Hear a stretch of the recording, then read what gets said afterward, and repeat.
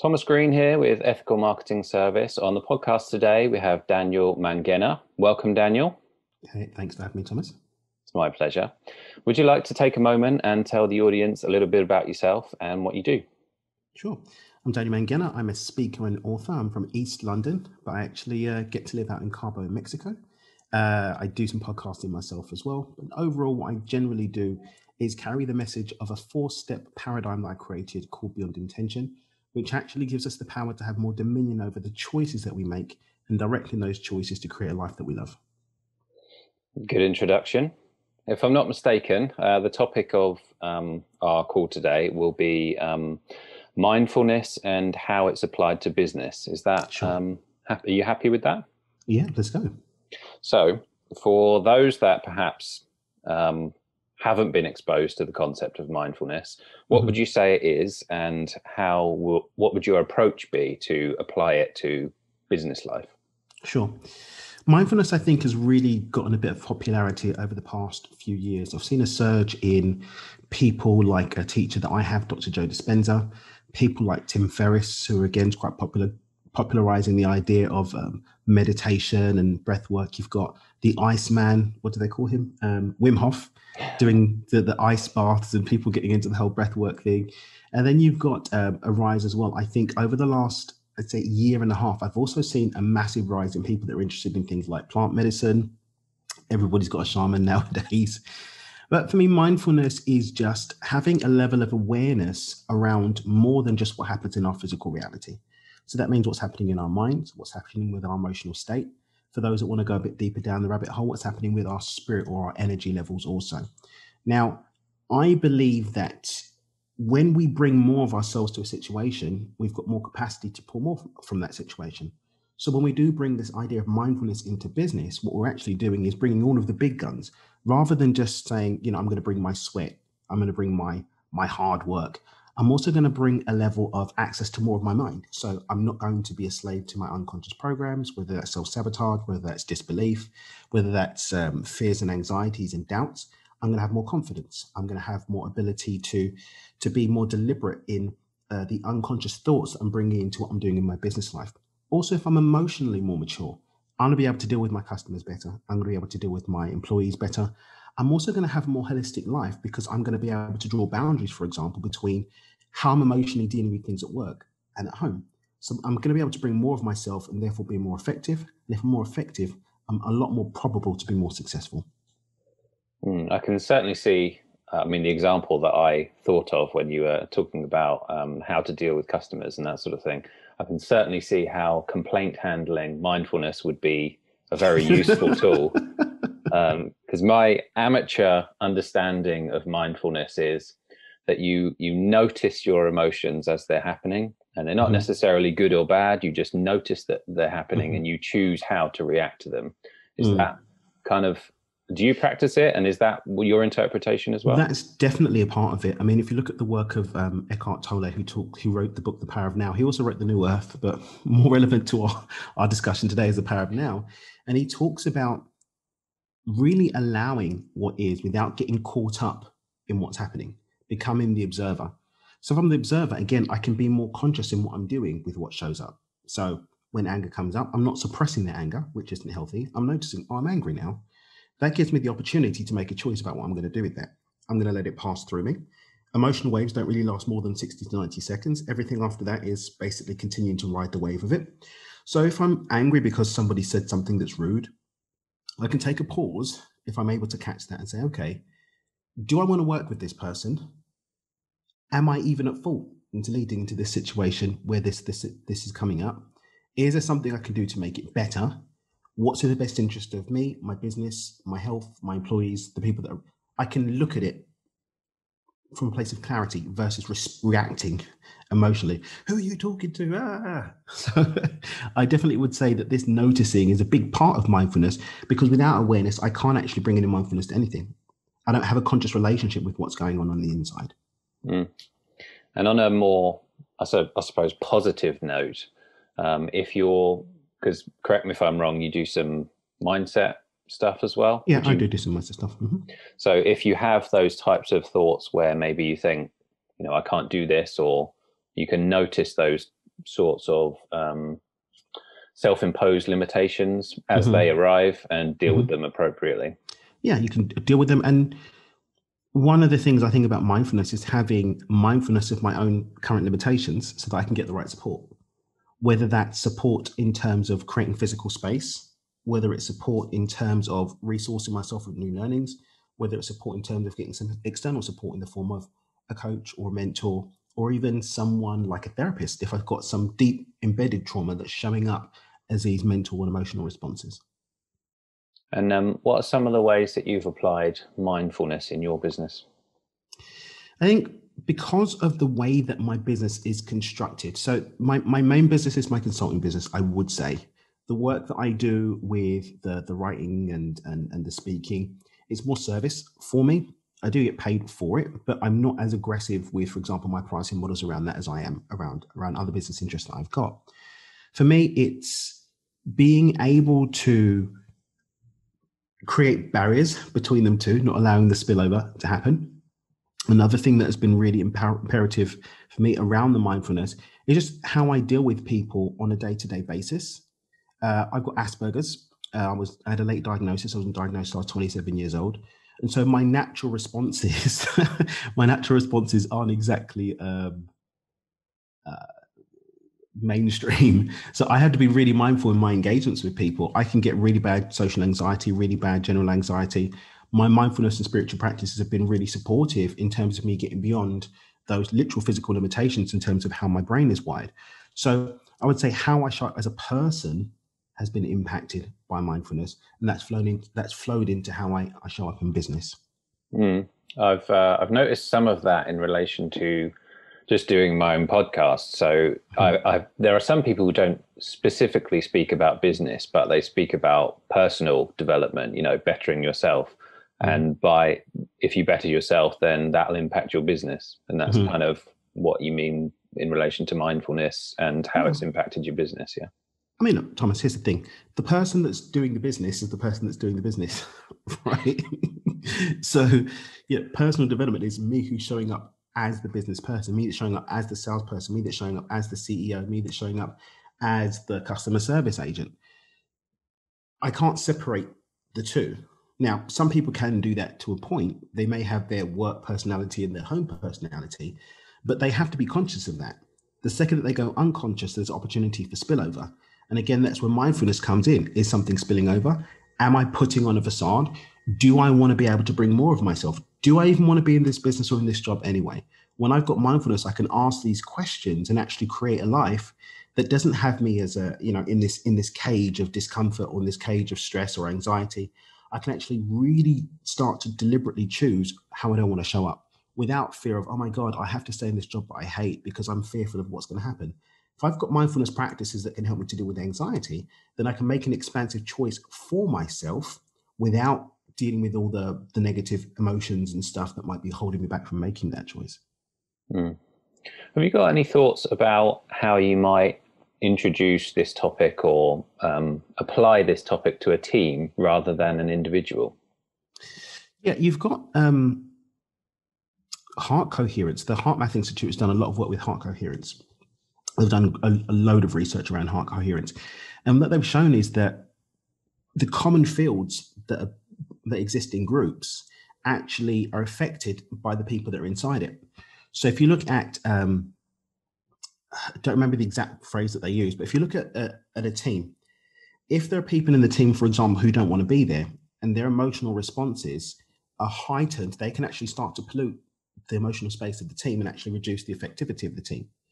When you've got a collaborative field, people that have got a common goal and who are using their heart center for coherence versus their minds for coherence, it creates an expansive field that actually improves the performance of everybody in the team. If you've got people in the team, for example, who practice some kind of mindfulness or spiritual practice that allows them to manage their emotional state, when there are conflicts which inevitably happen within any kind of community size, community of any size or group of any size, then they're going to be better resourced to be able to deal with that. If you've got someone who's an angry person and has no capacity to have any dominion over their emotional state, but you've got another person that does, that person that does can at least start to bring some mindfulness into the situation to perhaps be the one that brings something down rather than something escalating, which again pollutes the space and stops the team being more effective. So what would you do if you had the goal of introducing mindfulness to a team, and that's your scenario. You're head of a team, and you think mindfulness can actually really help this team. What would you do? Well, I've actually done a little bit of corporate training around this in the past. I don't enjoy it as much as I do enjoy the rest of my work, because it can be quite challenging to go to a team where not everybody necessarily wants to be there. And I remember I did some corporate training actually down here with a real estate company down here, and part and parcel was, hey, do you even really want to be here? Because you're kind of bringing the team down with the fact that you're really not a happy person. Would you be happy being somewhere else? And it turned out that, yeah, she really didn't want to be there. I found out afterwards she was actually the sister of the owner of the business. And, she was kind of there out of family obligation. She actually had other things that she wanted to do. But ultimately, what we're doing is bringing to them a couple of things. First of all, intentionality. Is everybody on the same page? Is everybody working towards the goals of the organization? That gives us a common field to work from. And from that common field, we can start to say, how do we feel about that? How do we feel about our contribution to it? How do we feel about the other people around us? Where are the missing links there? So again, just bringing some awareness to that. Then we can start to look at, hey, does this match with your personal goals? Are you personally in alignment with these goals? If the answer is yes, then we can start to move on to the next level. If the answer is no, then it's better for everybody if we part ways. Then we can start looking at what practices are you introducing that are going to create space for you to keep checking in with that. One of the things I did was give them my a visualization I created called that brings you into heart coherence, and encouraged each of them to do that at the beginning of their day. Encouraged each of them to take a look at the intentions for the business and their intention about how they were going to contribute to that every day. I encourage them to get together on a regular basis and just do something as a group that's actually going to bring them together. Again, strengthening that common field around moving towards that common intention. So those are some of the things when you're dealing with a varied group of individuals, finding that common field, finding that common space, when you're looking at a business, finding that common space around the intentions for the business is always going to be powerful. Awareness is step one. Bringing a coherent emotional space into that is step two. And then giving them an individual practice that supports them actually adding to the common field rather than taking away from it. So I was thinking, for some reason, I thought immediately, like, give them time to do some sort of mindfulness practice or something. But I'm interpreting your answer to be, take a good, solid principle from mindfulness and start applying it so that they can see how it fits to them. And an easy one to apply, because if you give someone, everybody's going to have meditation, not everybody actually gets anything out of meditation. For some people, meditation is the one. For some people, having a walk in the forest is actually what's going to bring them to a meditative state. Heart coherence, on the other hand, the heart coherence visualization, it's 3 minutes long, 3.5 minutes long. It's not a long thing, but it has an immediate effect in terms of changing your emotional state and changing your mental state. If you're doing something simple that everybody can do, and then you can encourage them to find their own individual practices that are going to expand that space, and giving them flexibility to be able to do that. I would say even having flexibility that if someone is hijacked, emotionally hijacked, they've got space to go and take a walk, rather than they have to stay in a space where they're emotionally triggered or traumatized. So again, individual practices that contribute to the common field, and everybody's got something that actually taps them into the common field, and spending time regularly coming together to recommit to that common intention. I've heard that term from my business partner who did some emotional intelligence work. Is that a crossover? The emotional hijack, is that kind of a crossover? Yeah, I definitely got it from emotional intelligence work. It's just basically when you're not consciously aware of your response to something. So, my wife, for example, if she decides to go off on one, she's probably not consciously in her mind that she wants to beat me up. It's just something's happened and she's no longer operating consciously. She's in fight or flight mode in that reptilian brain, and it's just reactive responses versus, oh, okay, I'm quite upset about this. I'd like to talk about it. It's like, where are you? I'm going to get you. So I'd say, yeah, definitely comes as a crossover. So, what would you say are some of the most common objections to the concept of mindfulness? What are the, I don't want to do that type thing, and how would you overcome that? People probably think it's poppycock. It's like, I'm not doing all that woo-woo stuff. I'm not running around in an orange robe saying "Om." But mindfulness can start with these really grounded things that we talk about in science, like HeartMath. HeartMath have got a really strong corporate program, corporate training program, corporate consulting. They've got consultants over the world. Again, it's very science led. You can actually measure what's going on with different emotional states and what's going on in the brain, and how going into heart coherence can change that. If you give someone something that's black and white, here, this is not woo-woo, this is science led, have a look at it. Again, something nice and easy to understand, nice and easy to implement. It doesn't take a long time to get into the activity and to see the result of it. And you can actually then track how that affects the team over a period of time. Okay. So you think that the main response is a pessimistic one that you would see? Yeah, definitely. Or, I mean, look, for me, I personally believe that pessimistic response comes from an unconscious commitment to stay where you are. Even if I've got a pessimistic response to something, I'm open. So I'm going to give it a try, because I'm always looking for ways to grow. So I'm going to give everything the benefit of the doubt, at least to give it a chance to prove to me that it's not correct.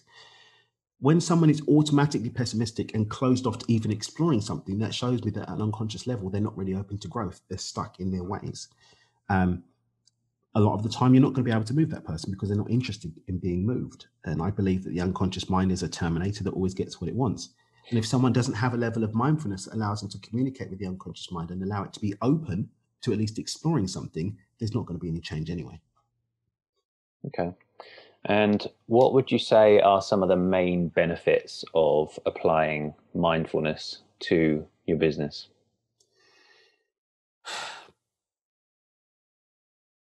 Again, just bringing more of ourselves to the table. If I can bring all of the power of directing my emotional space. So I teach a principle called the flow funnel. It's all around something I call alignment. And what that shows is that thoughts follow a journey on their way to becoming part of our physical reality.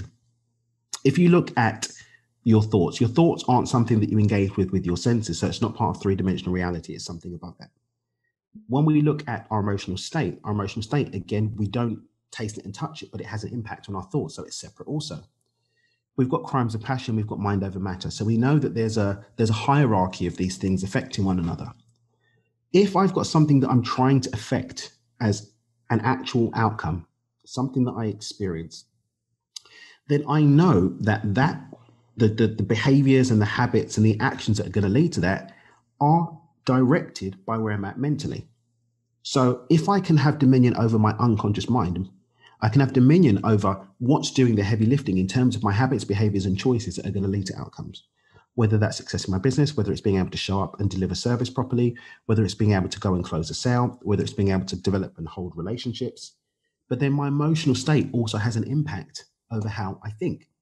So if I've got dominion over my emotional state, I'm doing the heavy lifting at an even higher level that's going to lead, if I'm conscious and intentional, to specific thoughts, which is going to be, if I'm intentional, leading on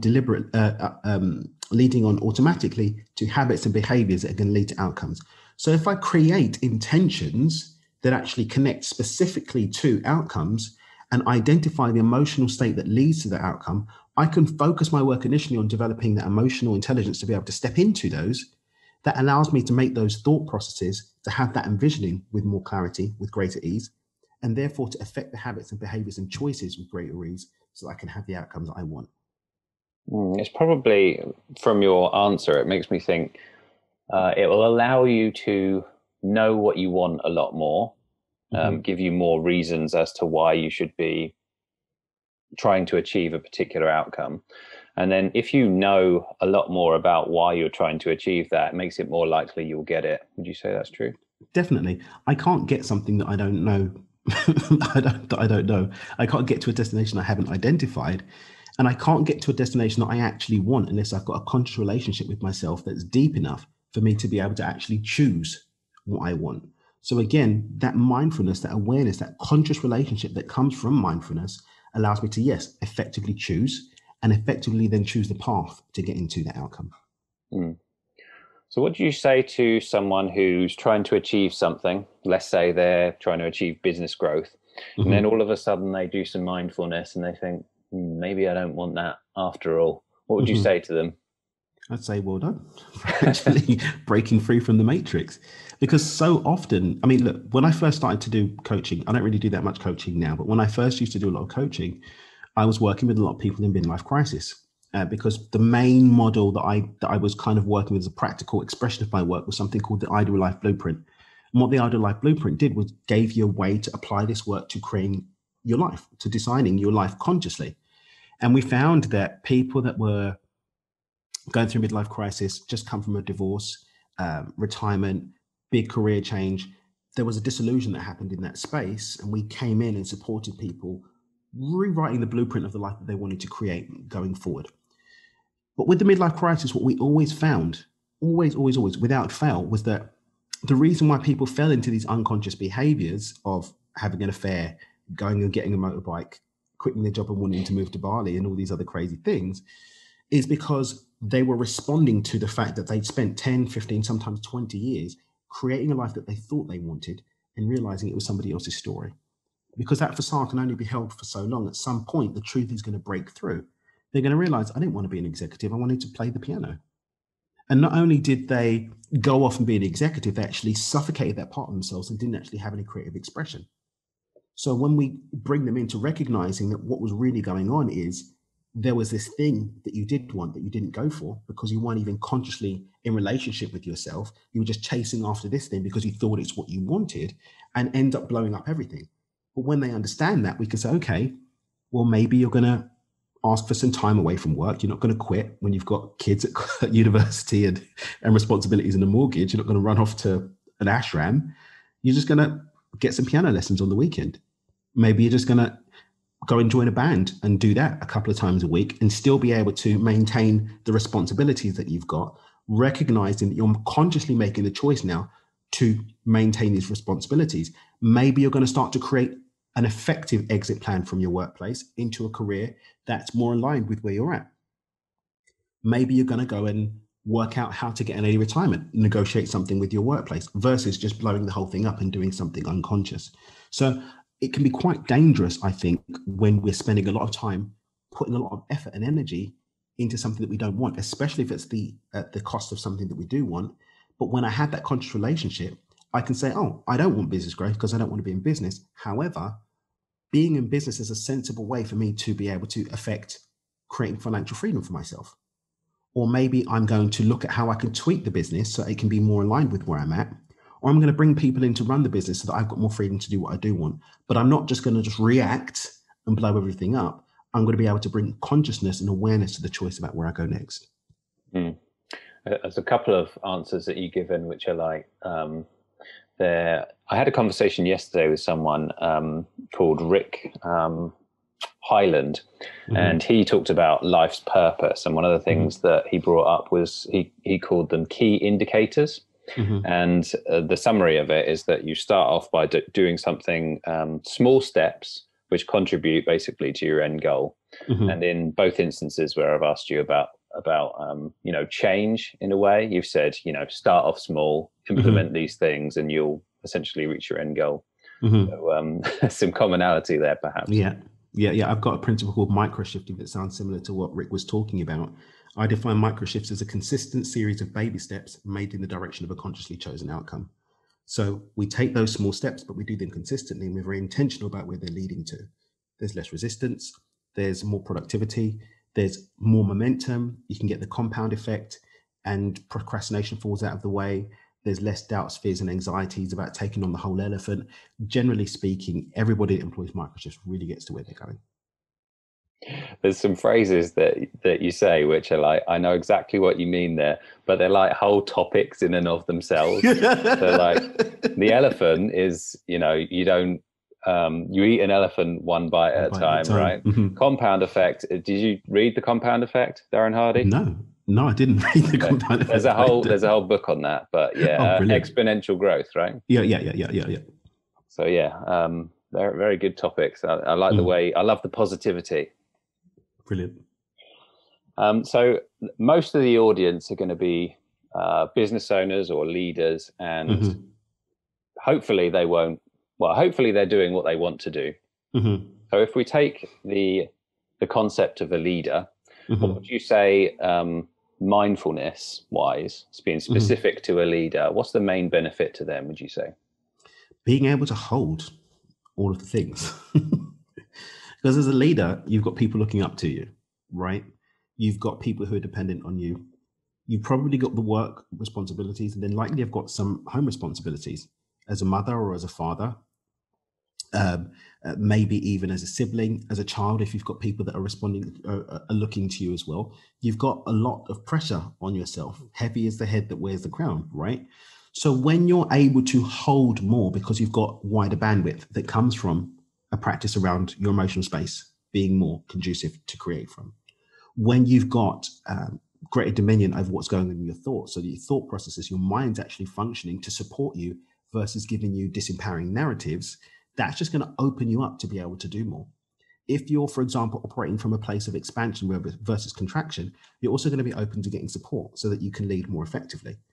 If you're operating from a more heart-centered place, also as a leader, you're going to be thinking more expansively as a whole, which is going to mean that you're going to be wanting to uplift people.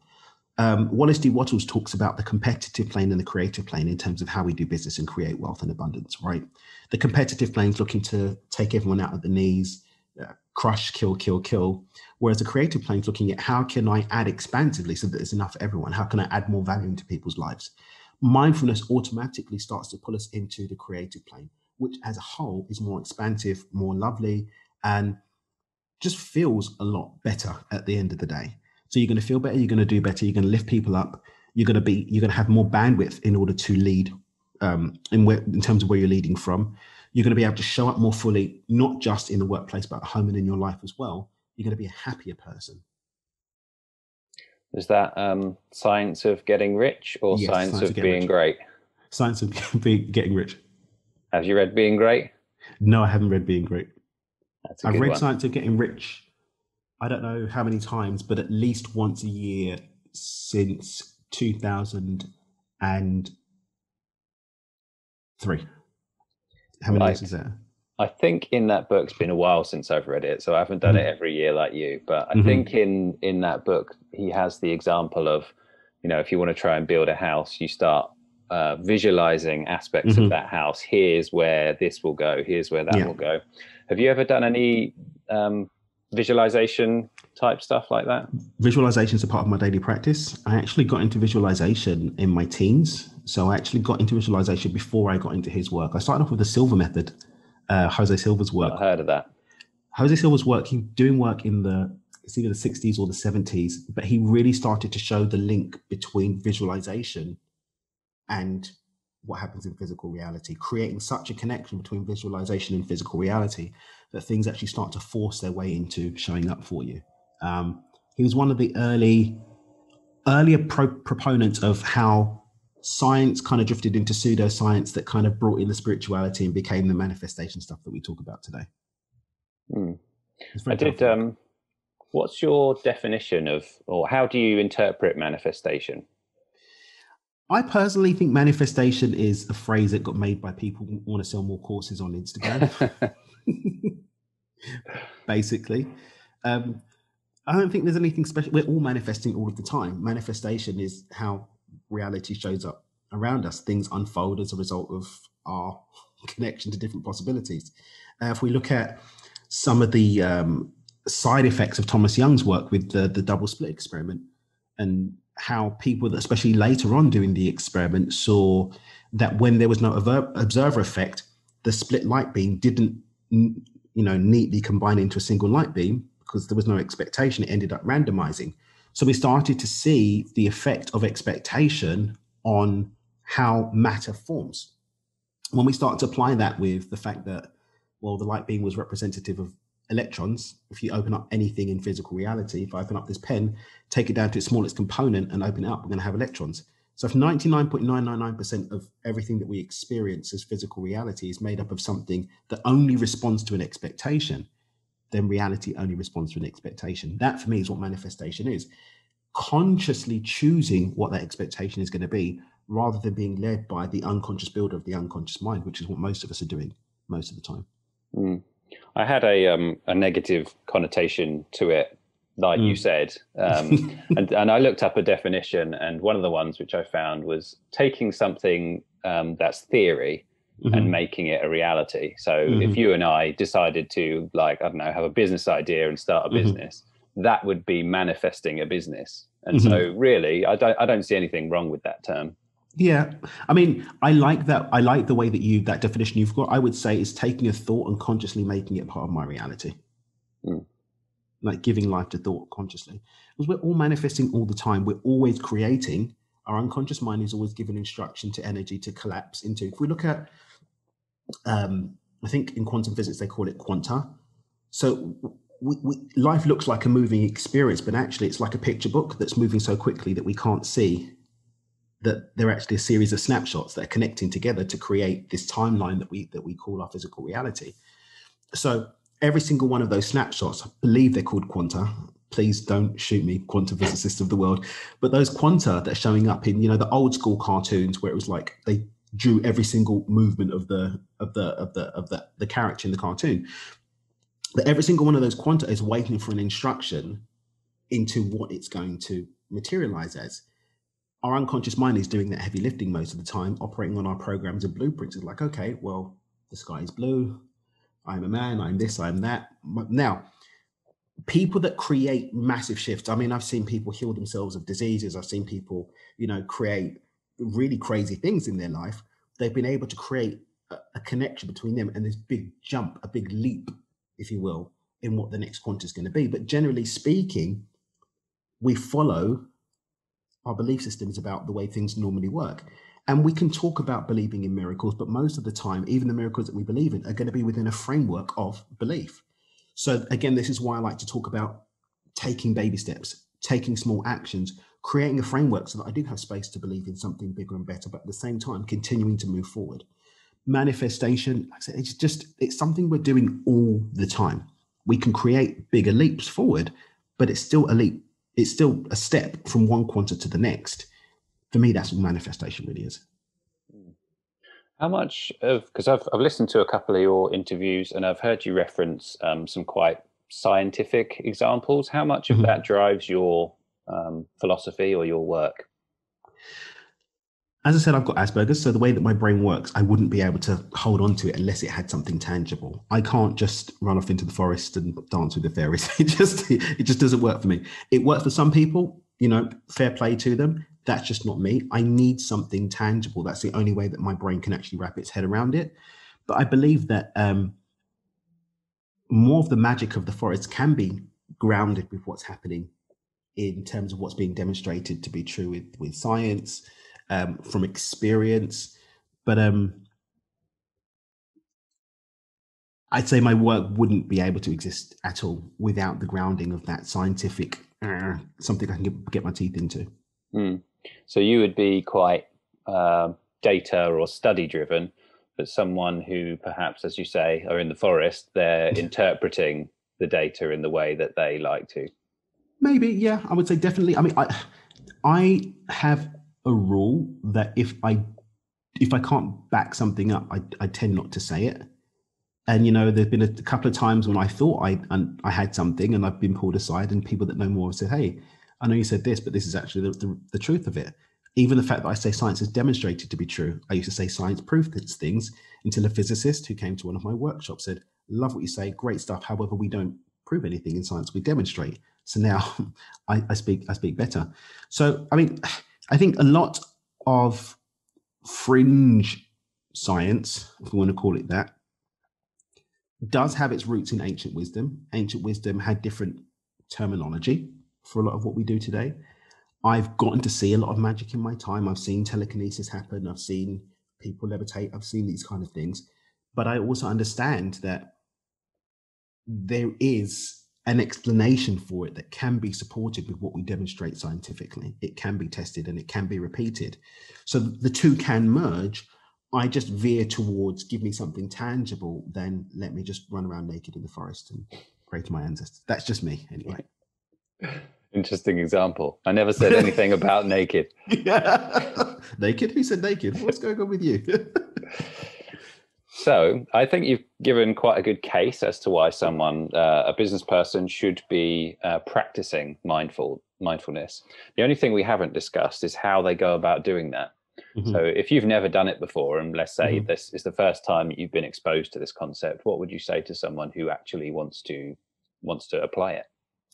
I would say definitely heart coherence. The reason why I keep coming back to heart coherence is because I know how much work the HeartMath Institute have done into backing up what they say around the effects of heart coherence.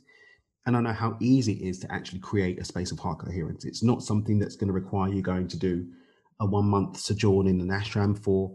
You can literally do it in a few minutes. Like I said, I do have a free visualization. It's not, give me this, take this visualization, get on my email list and buy my Instagram program. It is literally go and download the MP3. It's 3.5 minutes long.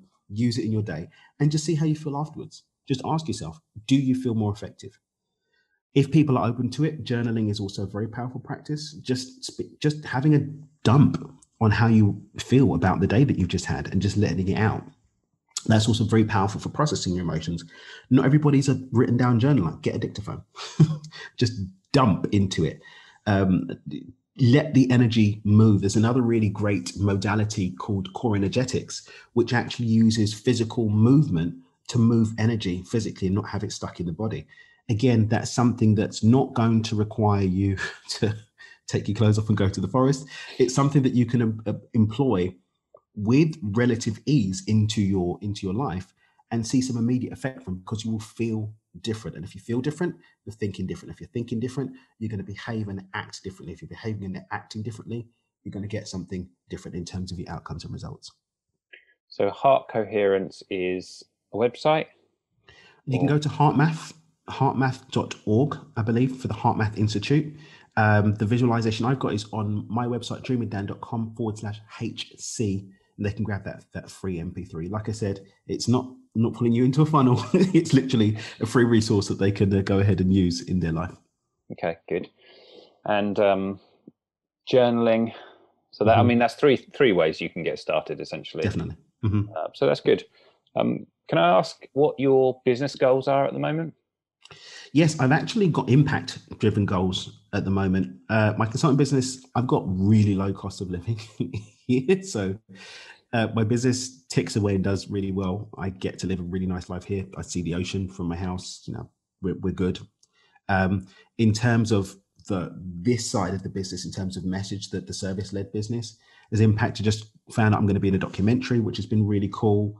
I'm in a book with Jack Canfield this year. I've got a TEDx later this year, September, I think it is. So I'm really focused on those impact-driven goals at the moment, not so much monetary.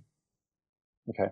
Well, I think probably that can help the other way around anyway, can't it? Yeah. So I think you'll follow. People who only focus on the monetary, I think, find that when you focus on the meaning and the impact, you actually get more of the monetary anyway. So yeah, it's a natural byproduct. And I was really impressed to see that you've written 4 books. Is it 4 books? Yeah, 4. And you got another one coming out this year? Yeah, I've got a guest. So I've got 4 books of my own. I'm a guest author in a couple of books. I'm a guest author in a book with Jack Canfield, who wrote Chicken Soup for the Soul this year. I believe that's going to come out in July. I'm probably going to start work on my next book later this year. I've got it mapped out. I just haven't really sat down to do the writing process. That one's going to be an interesting one. I'm looking forward to doing that. But yeah, I've got 4 of my own books out there now. Do you have a favorite one?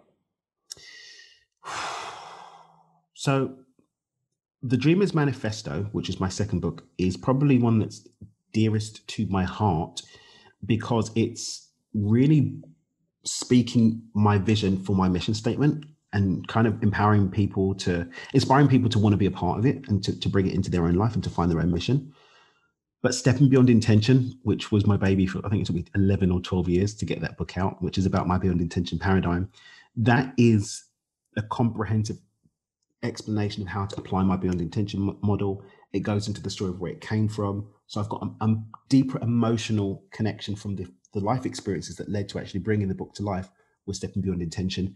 But in terms of being like my first super baby, in terms of putting my message out there, definitely the Dreamers Manifesto.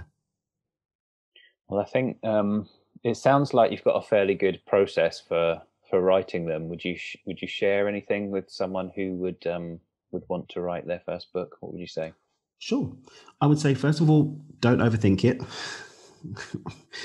Next, have a clear objective for the book. Allow that clear objective to become a clear through line about the message that you want to carry through the book.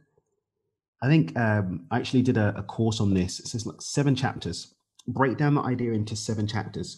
Have an introduction that allows people to connect with your intention for the book, and allow each of your 7 chapters to build up to a conclusion that actually convinces people of the idea that you want to bring them to see from the book. And then just brainstorm, brain fart, get as much as you can on each of those, and then start chipping away. Get it all out first, and then sort of massage and model it and chip it down, and then get a really good editor. I can't underestimate the power of having a good editor, because you may be a speaker, you may write blogs and articles, you may write poetry, but writing a book's a different animal, and having someone on your team that's going to support you and really making sure that it's communicated as a book versus a collection of ideas will help you to get a better product out there. Good advice. Now on to the fairly shallow question. we talked about something I think quite meaningful, but yeah. I know that people will find this interesting. So your Facebook and your Instagram profiles you got quite a good following on those. How did you get it? Years. My Instagram profile. So I had my Instagram profile before I did the work on this. I've actually been building it up since about 2014. It was a different, I changed the handle before. It was it was just my name before. So when I was running purely my consulting business before, I was just sort of like, I'll be in parties and stuff like that. So you got a lot of people sort of following there. I was also quite strong on Snapchat, so I carried over from Snapchat onto Instagram as well. And then really it's producing quality content on a regular basis. I've got a full team now that actually manages my Instagram profile, for example. We make sure that we curate content, we check the analytics and make sure that people are actually wanting what we're putting out. Using paid promo on ads on posts as well to get people connecting to the account. I do a lot of collaboration, so that allows me to connect with other people and get access to their audiences and have them see that my content is something that they want to be a part of too. So it's time. You can use hacks, but at the end of the day, they're not really going to do much for you. But you know, that 20 whatever thousand people has taken 5-6 years to build up. It wasn't an overnight thing at all. Sounds very cause and effect to me. Yeah, very cause and effect. Law of cause and effect doesn't fail. Have you got any closing thoughts? I would just say, really don't get overwhelmed with, because I know some people can end up coming into mindfulness, going into spirituality and ending up in an ashram. Like, don't allow yourself to take the sexiness and magic of mindfulness and integrate it into a very grounded experience. That's been a big part of my message, really, over the years that I've been doing this work, allowing the magic to be part of an actual physical experience. There's nothing wrong with you wanting to have a private jet and bounce around the world having fun things.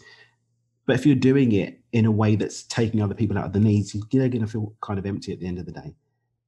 Allow yourself to enjoy good things. Just do it from the heart. Add value to others, but most importantly, don't get lost in the forest. Bring all that magic into having a holistic, rounded life and business. And if there's one conclusion we can take from this, don't get naked on the forest. Don't get naked in the forest, especially if it's illegal, where you're going to be getting naked. All right. Well, thank you very much for being a great guest. Thanks for having me, Thomas. Really appreciate it. I'll speak to you soon. Definitely.